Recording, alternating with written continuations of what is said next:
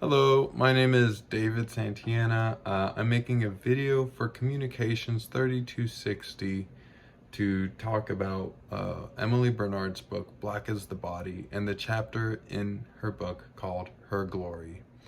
This chapter is about hair. It's about Emily's relationship to her own hair and her daughter's relationship to hair. It's about Black culture's relationship to their hair, and also kind of culture in general, how hair plays a role in it. Emily says that her daughter Isabella wants to get her hair straightened. Isabella uh, goes and gets her hair straightened, and Emily, for some reason, she does not recognize Isabella after she gets her hair straightened. She says that when Isabella's hair is straightened, it feels very unnatural. Emily says that it's sort of like a fragile and exotic pet that needs to be closely monitored, and it requires special care. She worries that this new thing will ruin Isabella. Having straightened hair will ruin Isabella in some way, because Isabella will be consumed by the overwhelming task of maintaining this perfect, seemingly unnatural thing that she has now. That Isabella is constantly going to have to be scheduling her life around rain and humidity to keep this very fragile thing in its nice shape.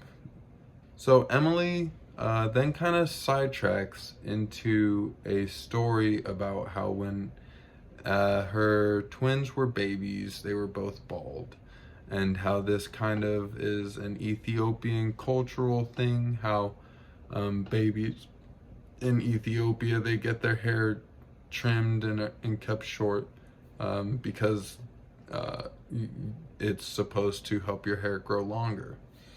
But when people would go up to the babies and ask why their hair was short, Emily would get really frustrated because she didn't like this idea that her children's hair had to be long like the other baby girls. She did not like the idea that other people had expectations of her daughter's beauty standards. She writes, "I resented the straitjacket of conventional beauty standards, particularly when it comes to Black girls." But Emily nonetheless decides to let Isabella start growing out her hair at a young age, and says that it was one of her greatest prides was Isabella's hair and maintaining it. She said that she bonds over hair with Isabella, the pain that they go through to keep up the hair and to keep it braided, and to try new styles, the time and hours that go into this, and again, the physical pain. It was a bonding experience for them to go through, and something that she herself went through with her mother as well. Just this very close relationship with taking care of your hair. So, I really liked hearing about that. Emily said that she enjoyed working on her daughter's hair because it was a very meditative task. I love those kind of physical tasks that you can do, that you can just like focus on and make a labor of love and also a labor of pain, and then you have like something to behold at the end. So I related to that. And then just watching Animal Planet in the background, it sounds like a very fun night. So she really loves this process that she gets to do. Uh, she says that her other daughter, Julia, is kind of the opposite though. Julia does not get her hair groomed and did not grow it out like Isabella did. She kind of kept with the short hair since she was a baby. And Emily kind of relates to Julia in a way because she, like Julia, like Emily, is very defiant of the cultural norms. Um, she said she would get comments from Emily would get comments from her dad saying, "Why on earth haven't you braided it? Why on earth haven't you done something with it? And why is it so short?" And she would say, or Emily's dad would say, "She's a little girl. Why not do something with it?" And somehow Emily, as a fully grown adult with two children of her own, still feels that urge to just say, "Well, now I'm definitely not growing it out." Just kind of despite. So, it's funny because Julia doesn't want to fit in with everybody. She likes the fact that her hair is short and that people will call her Einstein. She's like, well, they're just proving how dumb they are. Um, Julia seems like a funny girl, but yeah, I don't blame her because those hairstyling processes sound extremely painful.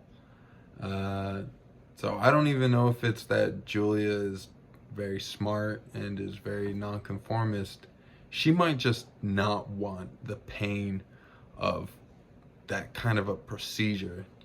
I, as a kid, hated haircuts, and I had a very sensitive scalp, and I didn't have any reason to complain like this. My hair was not being pulled, and my scalp was not being uh, stretched and stuff like that. This sounds very painful. So I can relate to Julia for having her hair cut short. However, Emily says that she would feel guilty in public by when she would take her daughter out. She feels like it is kind of her duty to present her daughter in the traditional way that is required for taking care of this type of hair. So then she sidetracks again into her own experience with her own hair.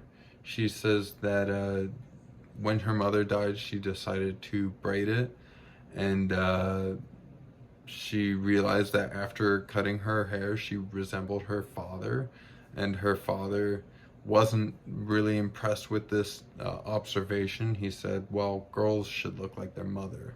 So he's again just kind of reinforcing these very conservative stereotypes.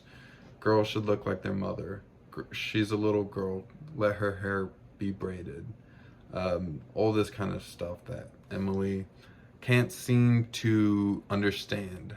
Emily then talks about her mother's hair and how it was very perfect in a unique way. It was something that would garner a lot of envy because it just wasn't stubborn, and it stood out against other black women's hair. And Emily was always trying to capture that because her mom's hair was her glory. It was something that she never cut. It was something that she found great pride in. And so she wanted what her mom had, and she would constantly be trying to fix her hair by getting chemical treatments, by getting salon kind of creams, and getting certain type of braids to try and make her hair similar to her mom's. But she eventually broke down in a record store because she realized that the reality was it won't be what her mom has. It won't be this sort of straighter, more flowy kind of hair that people would really notice about her mom. She wrote that I shuddered to realize that I had been afraid. What I had been afraid of was simply being black, sort of being conformative, being like the other black girls. She wanted that special thing that her mom had. Emily then starts to talk about a psych experiment, one that we talked about in class, where a black girl associated white dolls with being better, smarter, and prettier than the same type of dolls, but with black skin. This experiment was done in 2011, but was based on a similar experiment that was done in 1939. And while they were that far apart, the tests had the same results. And the test shows that the results were the same because environments were similar. Because the tests were really only influenced by societal conditioning about race. So Emily is acknowledging this cultural influence that is present and has always been present and has always been a problem for black girls, particularly black girls.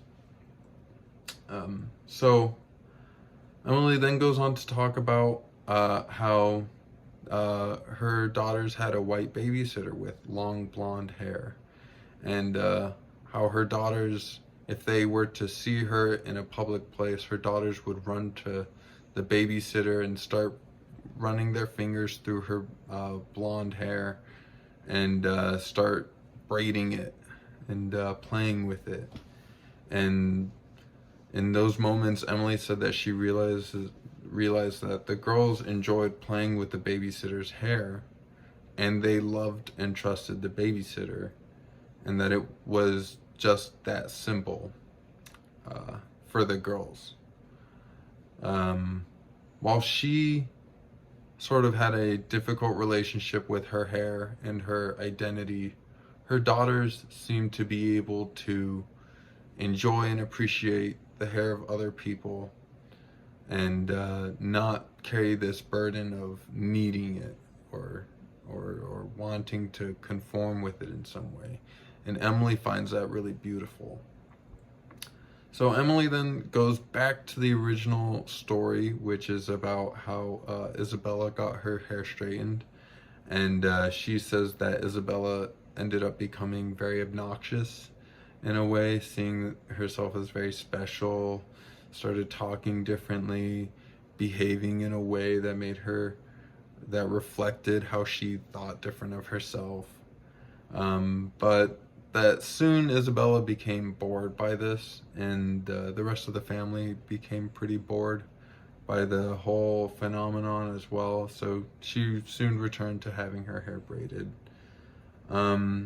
And then Emily ends the chapter with a comment about her father being kind of taken back by the beauty of a woman with short hair, and how he finds it feminine and beautiful that Julia has short hair for the first time, sort of. It is something that Emily remembers.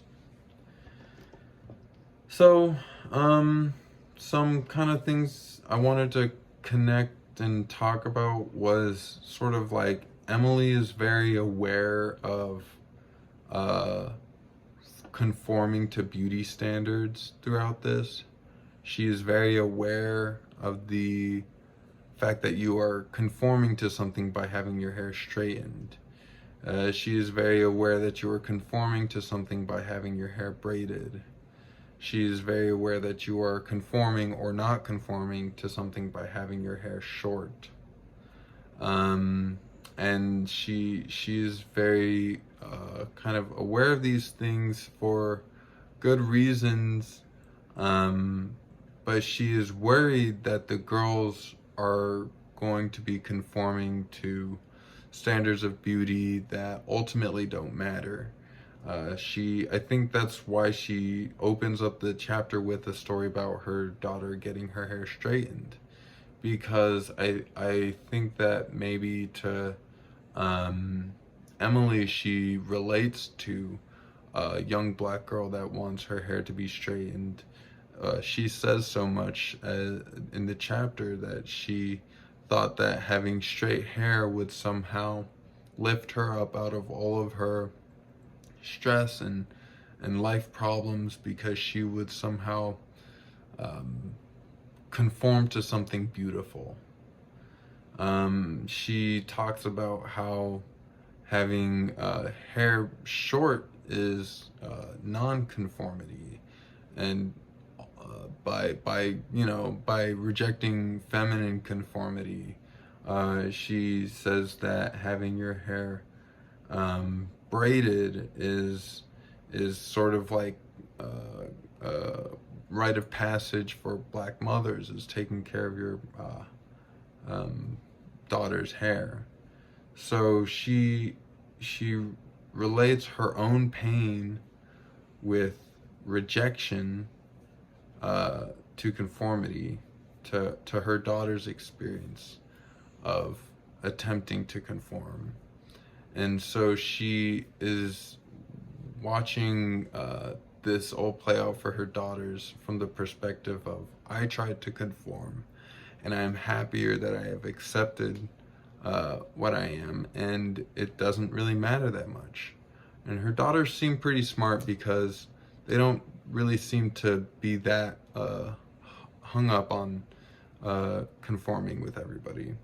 However, I think with the way that she ended the chapter, talking about the babysitter, and how her daughters just appreciated her babysitter's different hair, that the importance was that you accept beauty on a superficial level, and that is kind of where the acceptance for it lies, because beauty is a superficial thing, and so the acceptance of it should be a superficial thing. It shouldn't kind of hinge so much for someone. But yeah, and then but it is ultimately very important for like self-love. So yeah, I like this chapter a lot, and I look forward to reading more and making more analyses. Thank you.